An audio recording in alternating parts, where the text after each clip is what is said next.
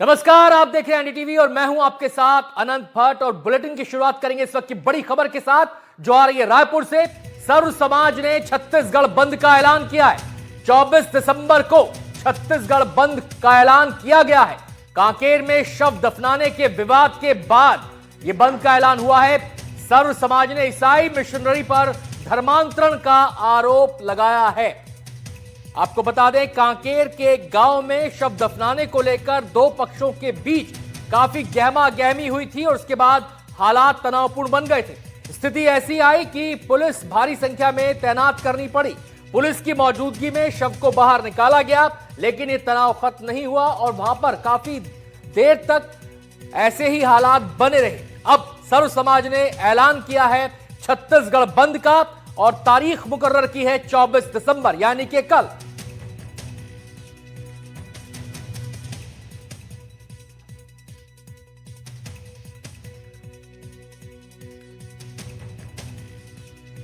अभी कल जो बंद का आह्वान किया गया है पूरे छत्तीसगढ़ स्तर पे व्यापक बंद का, उसमें सभी जो व्यवसायिक संगठन है, सामाजिक संगठन है, जाति संगठन है, उनसे हमारी बातचीत हो रही है।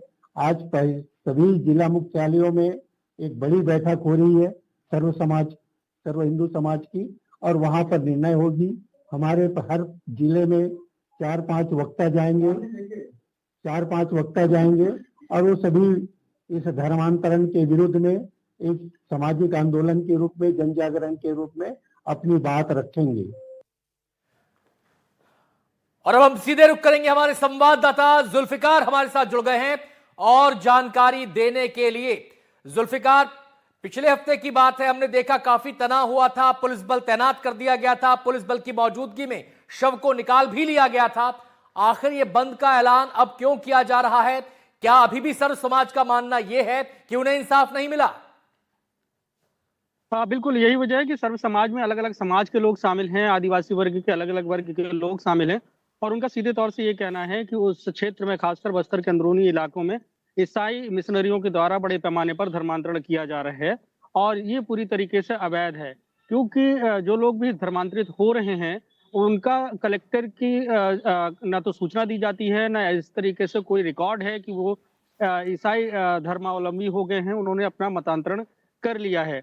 तो इस तरीके से वर्ग संघर्ष की उस इलाकों में स्थिति बन रही है। यहाँ तक भी इनका ये आरोप है कि इस घटनाक्रम में, जो कांकेर के आमावेड़ा में घटनाक्रम हुआ, उस घटनाक्रम में जिस तरीके की कार्रवाई होनी चाहिए थी मिशनरियों के खिलाफ, वैसी कार्रवाई हुई नहीं है। और इसी को लेकर कि अवैध तरीके से जो धर्मांतरण चल रहा है उसके विरोध में पूरे छत्तीसगढ़ को बंद करने का आह्वान किया गया था सर्व समाज की तरफ से और उसका ऐलान किया गया। उन्होंने सभी वर्ग से इस पर समर्थन मांगा था। तो चैम्बर ऑफ कॉमर्स ने समर्थन दिया है कि कल जो है छत्तीसगढ़ में चैम्बर ऑफ कॉमर्स से जुड़ी हुई जो दुकानें हैं वो बंद रहेंगी। तो ये संदेश देने की कोशिश है कि छत्तीसगढ़ में जो धर्मांतरण हो रहा है उस पर रोक लगाई जाए। शासन तक इस बात को पहुंचाने की कोशिश है सर्व समाज की। हालांकि सरकार पहले भी इस विषय को लेकर काफी गंभीर है और सरकार ने पहले भी कहा था कि धर्मांतरण को रोकने के लिए, धर्मांतरण में जो जबरन धर्मांतरण कराया जाता है उसको धर्मांतरण विरोधी कानून छत्तीसगढ़ सरकार लेकर आएगी।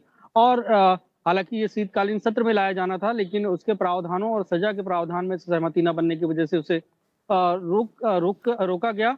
और अब ये उम्मीद है कि जुल्फिकार, ये जो बंद का ऐलान कल किया गया है, इसका दायरा क्या होगा और किस तरीके का बंद ये रहेगा? क्या केवल दुकानें बंद की जाएंगी, गतिविधियां बंद की जाएंगी, या लोग सड़कों पर उतरकर प्रदर्शन भी करेंगे?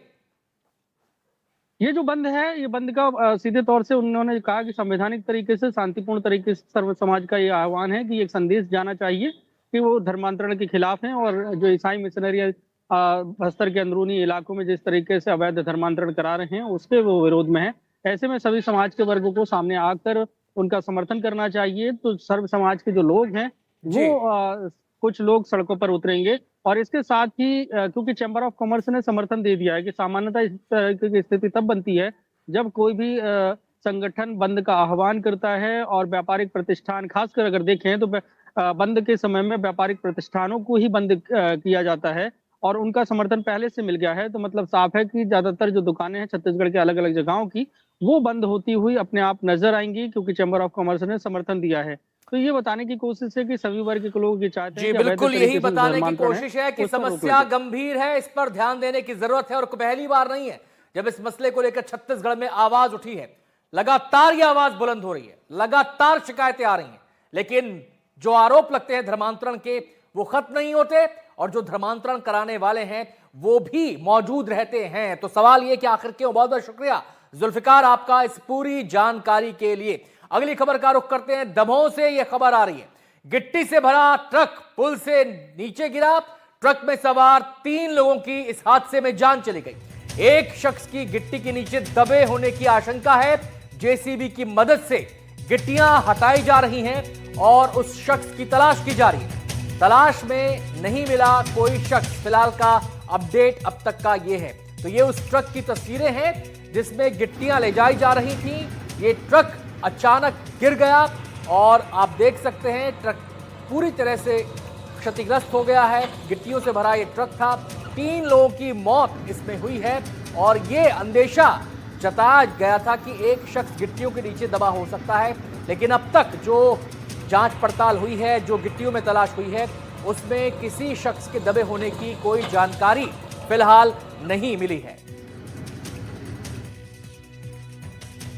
दमोह छतरपुर बाईपास पर पाठक ढाबा के पास ग्योलारी की पुलिया है, जो बक्सवाहा तरफ से गिट्टी से भरा एक डंपर आ रहा था, जिसमें जो ग्योलारी की पुलिया पर खाई के नीचे गिर गया, जिसमें कल रात की ये घटना है। तो 2 लोग मृत निकाले थे, एक घायल था गंभीर रूप से, जिसका सुनने में आया है कि रेफर किया गया था जबलपुर, शायद उसकी भी मृत्यु हो गई है।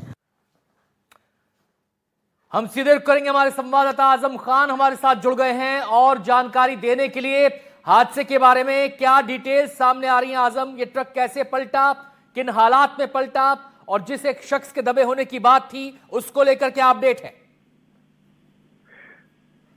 दरअसल ये जो ग्योलारी की पुलिया है, इसमें आए दिन हादसे होते हैं। ये एक ब्लैक स्पॉट है और यहाँ तकरीबन पिछले साल 20 से अधिक जो दुर्घटनाएं हो चुकी हैं। इसी तरह की ये दुर्घटना हुई जब बक्सवाहा से छतरपुर तरफ से एक ट्रक गिट्टी से लदा हुआ भटियागढ़ की तरफ जा रहा था। तभी ग्योलारी पुलिया के यहाँ संभावना ये जताई जाती है, क्योंकि वहाँ ढाल अधिक है और पुलिया छोटी है, तो पुलिया को से गिरकर ये सीधा सीधा नीचे गिर गया, जिसमें 3 लोग बैठे हुए थे। 3 में से 2 लोगों की गिट्टी में दबने से तत्काल मौत हो गई थी मौके पर ही, और एक व्यक्ति था जो शहजाद हुसैन करके जो हता का निवासी है, उसे जबलपुर रेफर किया गया था। देर रात उसकी भी मौत हो गई।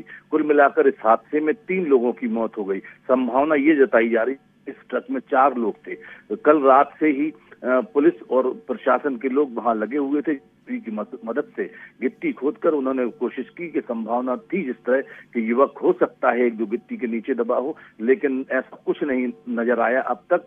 और पुलिस ने जानकारी दी है कि कुल 3 लोग इस दुर्घटना में मौत हो चुकी है 3 लोगों की। अक्सर ये ब्लैक स्पॉट है, यहाँ दुर्घटनाएं लगातार होती जा रही है। जी बहुत बहुत शुक्रिया आजम आपका इस पूरी जानकारी के लिए।